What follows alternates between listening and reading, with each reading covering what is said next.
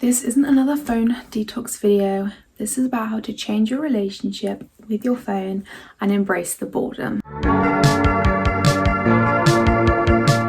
Hi guys, welcome back to another video. Today I'm going to talk you through my phone addiction and how I broke it. So I realised my phone addiction was really bad during COVID, when I literally had loads of free time, no social interaction, and was spending all my time on TikTok. So I would literally be scrolling day in, day out, and I wouldn't have a moment where I was relaxed, not on my phone, not thinking about my phone. I was fully obsessed with scrolling, with being on my phone. Any form of content I could consume, I was consuming it, because I didn't know how bad my phone addiction was becoming and what I was doing to push that forward and keep having the addiction.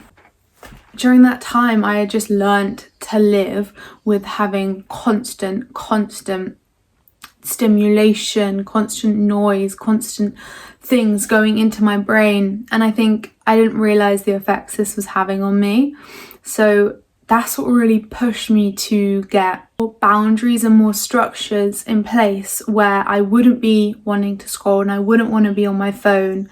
So at the start it was really difficult, I'm not gonna lie. I was really struggling with the idea of not being on my phone and not having TikTok. So what I did was I first deleted the app completely, cold turkey, off my phone, and then I would just download it onto my dad's phone, and then I would just go on my dad's phone. Anytime I saw his phone, I was like, I need to go on it, I need to see what's there. But this first step really helped me to kind of disconnect from TikTok, because I didn't have it on my phone, therefore I didn't have access to it 24/7. So I think the first step is really trying to break down having that full access to your phone and to apps that distract you. And then once I deleted TikTok, I obviously just went to Instagram Reels, because I was like, well, I don't have TikTok, like it's not a bad thing, like I'm not the one scrolling on TikTok. But then I just went to Instagram Reels, and it's basically the same thing, same algorithm, same addictiveness. Like they just want you to scroll. And I was so upset, because I was like, oh, I thought I got rid of it by deleting TikTok, but now my addiction's back with Instagram. So then I decided that's enough, I'm going to delete Instagram. But before that, I put app blockers on my phone, and this really helped me.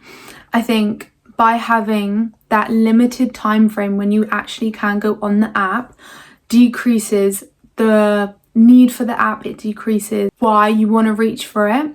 Because if there's something stopping you and there's something that you have to wait for it, you tend to think more about your actions, and you realize, oh, maybe I don't want to be reaching, or maybe this is a waste of time. And those are the first blocks which really helped me to structure my relationship with my phone. Because if there's no reason to go on it, why would I want to be on it? Like, why am I picking up something which is not even going to let me on the apps that I want to go on? So that was a really important step.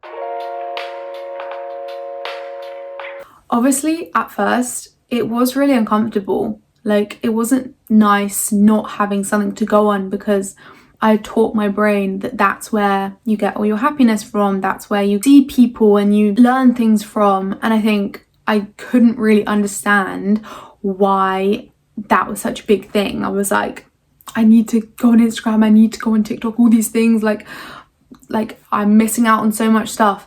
But then as the discomfort wears away, and I'm not saying discomfort's a bad thing, I think discomfort is a good thing. I think you should feel bored, and I think it's good to put yourself in a situation where you've got no distractions and you have full free time to think and process everything that's going on around you, because I think that's part of the reason why phones are so addictive, is they don't let you realize what's actually going on. It doesn't give you time to take control of your own life. So I think feeling uncomfortable and feeling like you have nothing to do and feeling like you're missing out on things, that's not a bad thing. So me personally, I like feeling bored. Like, I like feeling like there's nothing to do, because then that allows me to actively choose what I want to do with my time, and that lets me choose, oh, maybe I want to go for a walk, maybe I want to do a painting, maybe I want to read my book. It gives you time to actually choose what you want to do with your life, and I think that is the most important bit. Once I got kind of the basics down and I went through my process of not wanting to scroll and not wanting to have as much screen time, which I can't lie, that did take me a really long time. I think because I was so addicted in COVID and I was on it 18 hours a day during COVID, it took me a really long time to learn how to not be on my phone. And that's the truth. I'm not going to sugarcoat it and say, oh yeah, I put these blockers on my phone and it worked instantly, because that's just never going to happen. To slowly implement shifts and ways of working with your phone that can also benefit you, because I obviously still use my phone. I'm not saying I don't, but I've learned how to use it as a tool, how to use it when I want to use it, and when I choose that I'm going to pick it up.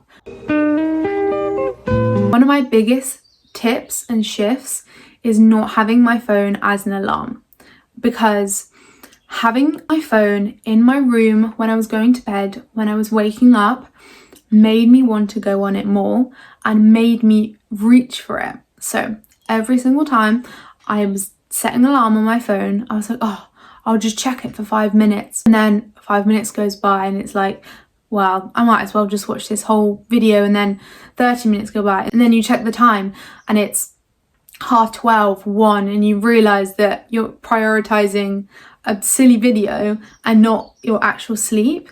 So that's when I made the conscious shift and decided, no, I'm not going to have my phone in my room at night anymore, and I'm going to shift to a alarm clock. And that, it sounds silly because it's so simple and it's so basic, but it really makes the world of difference, because you're not going to bed with your phone, but you're also not waking up with your phone. And I think that's also a key thing to note here, is that if you're waking up and the first thing you're doing is looking at a screen, and you're looking at your notifications, and you're looking at the news, and you're looking at all these things, before you've even got out of bed, you're already stressed, you're already overloaded with information. That's just going to set you up for a terrible day, because you're going to be, without even realizing it, you're already going to have these micro stresses which are going to build and build and build throughout the day. And then by the time you go to bed, you're going to be ultra stressed, and then that will affect your sleep. And then the whole cycle just starts again.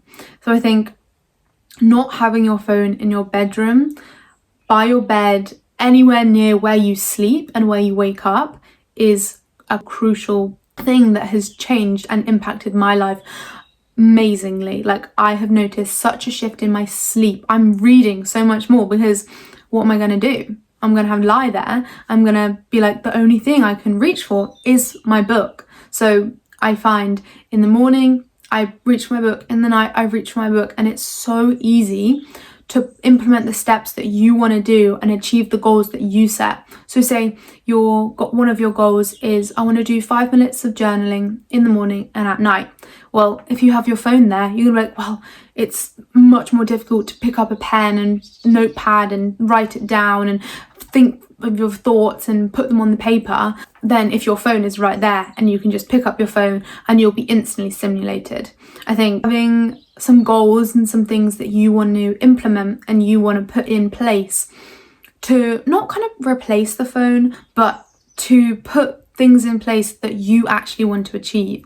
And you can do that easily by just taking your phone out of your room and having a digital alarm clock, or any alarm clock which is not connected to the internet or is not wanting you to scroll or do anything like that.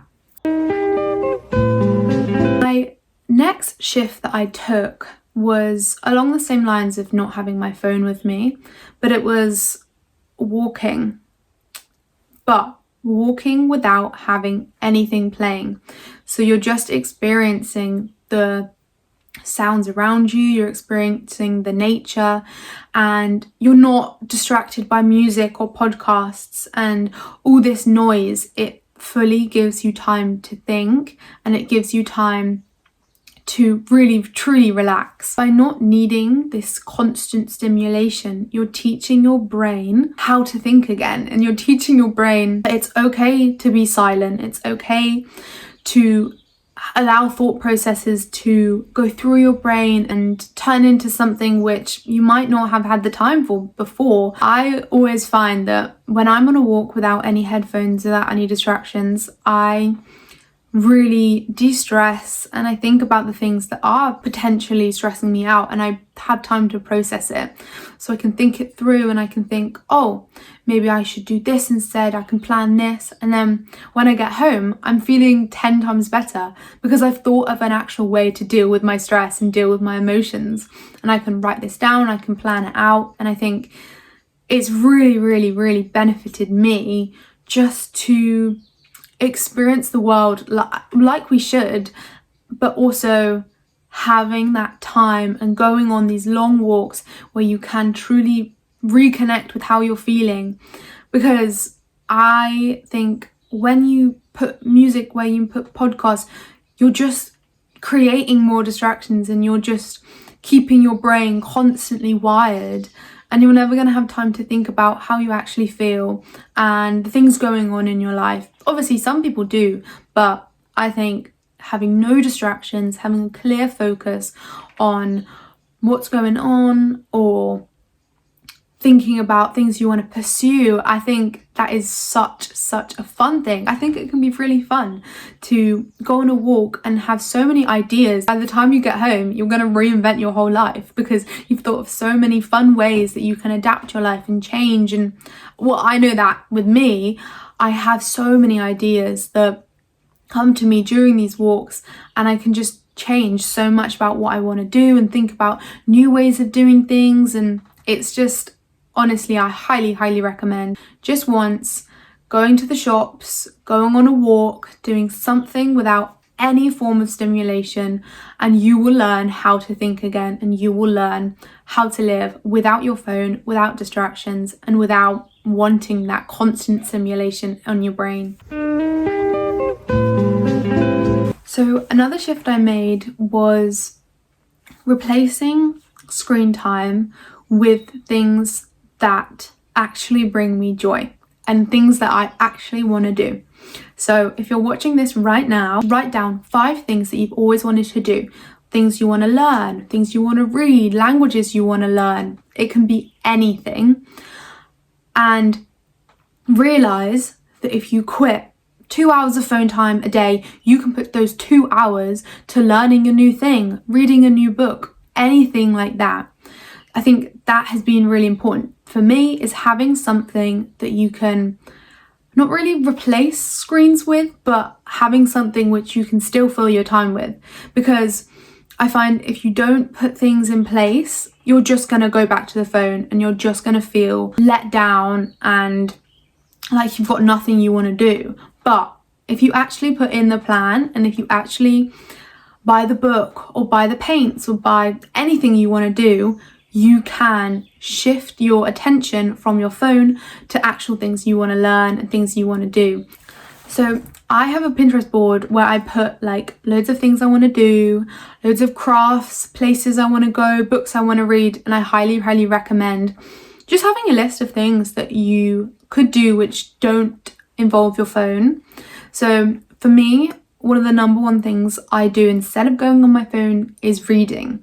So I have my Kindle or my book by my bedside, and I can just pick it up whenever I'm feeling bored, whenever I'm feeling stressed out. And because I've replaced my phone with my Kindle, I'm not going to feel guilty, I'm not going to feel bad, I'm not going to feel awful about myself, because I'm not wasting my time on my phone or on my screens. I'm actually learning and doing something proactive for myself.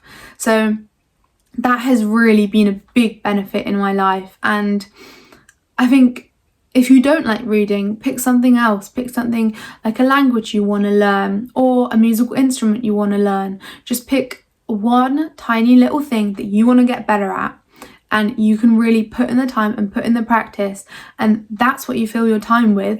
That is amazing. Even if it's just a little tiny thing that you want to improve. You want to improve your handwriting, you want to improve your musical writing, whatever it is, you dedicate that time you would have been on your phone to that practice, you will feel so much better. And when you go to sleep, you're going to be feeling happy and you're going to be feeling accomplished because you've done something that which isn't just being on your phone. Because I find I don't remember half the stuff that I've looked at on my phone. When you get to that point and when you realize that I'm gaining nothing from this, that is when you replace it, and that is when you quit and replace it with something which is positive and which you're going to learn from and which you're going to benefit from. Really, one of my biggest tips is having an idea of what you want to do offline. Like having those processes where you know where your journal is or where your book is or where your pen is, anything, you know that it's there and you know that you can replace that with being on your phone. Just do it. Even if it's for 5 minutes, even if it's for an hour, do it. I think it's so crucial to start taking those steps, no matter how big or small they are. I wanted to go through on what's changed and how I really feel now without being addicted to my phone or addicted to my screens. I definitely have realized how much time is in a day. You have so much time to achieve the things that you want to achieve. By not having any distractions, I genuinely feel like I can just achieve anything. Like I can realize that I have loads of goals that I want to do and places that I want to go and jobs that I want to do. I think by having like time to actually think about it, you have this realization that you really can achieve a lot more by not being constantly distracted and by not being fed loads of information. I think it has really helped me to set goals in my life that I want to achieve and I want to get better at, and now I feel like I can actually do them because I have so much time. There is so much time that you can put towards bettering yourself, whether that be through exercise or learning or uni work. Like there's so much time that you can put towards things, and if you just break that cycle and break that negative cycle of being on your phone and distracting yourself and avoiding the difficult things, because it's not easy to set a goal and then realize that you have to do ABC to get there. It's difficult, and I think we use phones as a distraction to kind of disable ourselves from actually ever achieving our goals. I genuinely was so addicted that I don't think I achieved half the things I set out I wanted to do, but now I genuinely feel like I can do it, and that has pushed me and that has made me stick to my goals, but also it has made me never want to go back to being that addicted to my phone or my screens, because I know what I can achieve and what I want to achieve, and I would just never go back to wasting my time and wasting my energy on something which I'm not going to gain anything from. And I think that's a really key point that I'm trying to make, is you have to use your time and you have to use your energy to the things that you want to do. Don't follow loads of random accounts. Don't be on TikTok scrolling every day, because you're never going to achieve what you want to do and you're never going to get to the places that you want to get. So I know my boundaries and I know my limits, and I've learned a lot through the years. Like it has taken me a really long time to realize the goals that I've wanted to achieve and the things that I want to learn, and that's okay. If you just take your time and you take a positive approach to it, you will achieve your goals and you will achieve pushing the phone out from your life and realizing that you have to show up for you. And I think for me especially, I realized that it is the screens and it is the phone that is holding me back from even achieving the smallest, littlest things. And you learn to process not having your phone and not being constantly stimulated, and that is okay. That is part of the whole experience, the whole process of detaching yourself from your phone. It's little steps and little things that you can implement every single day that will get you to the place where you feel like you don't have to rely on it. I really highly suggest doing anything you can. Taking those first steps is so important. So you've got this. So thank you so much for watching. I just wanted to add, obviously, I still do use my phone. I'm not saying I don't. I'm not saying I don't go on it at all. I'm just saying I have more choice in when I want to pick it up, when I want to consume content. The phone does not control me. I control the phone, and remember that. So if any of this resonated with you, just start by taking those small steps, those small habits. Thank you so much for watching. If you want to see any more content like this, just comment down below and I can show you my day routine, my morning routine, anything like that, just living a life without my phone and the things I do to prevent me going on my phone.